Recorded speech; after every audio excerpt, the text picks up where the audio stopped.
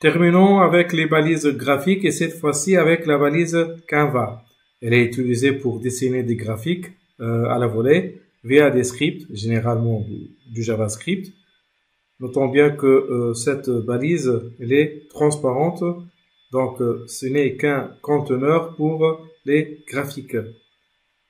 Alors, on va donner un petit exemple. H3, Canvas, voilà. Juste avant l'autre H3 balise area, voilà.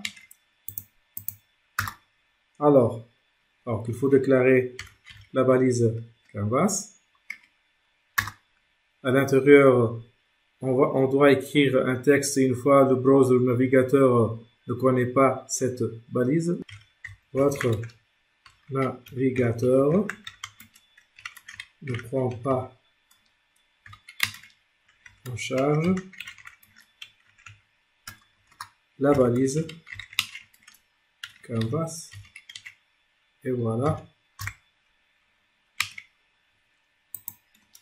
On doit donner un ID cette balise.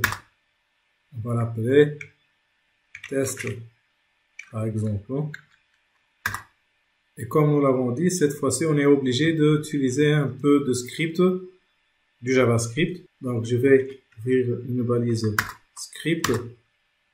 Et à l'intérieur, je vais déclarer une petite variable v comme, ou c comme Canva, est égal à un document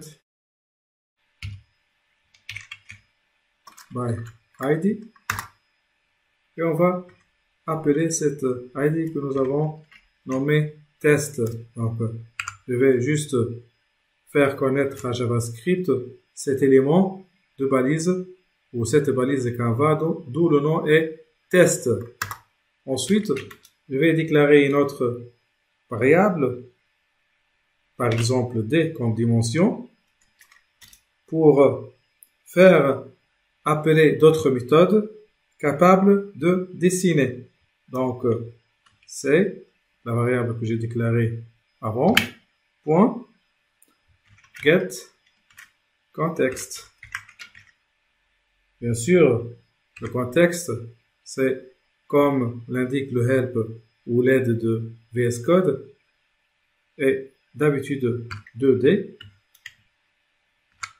Et voilà, un point virgule. Ensuite, avec la variable d que j'ai déclarée, je vais appeler d'autres méthodes comme fill style, où je vais donner la couleur que je vais travailler avec, par exemple green, point virgule, et une autre méthode que je dois appeler ou déclarer qui est fill et fill rectangle, bien sûr.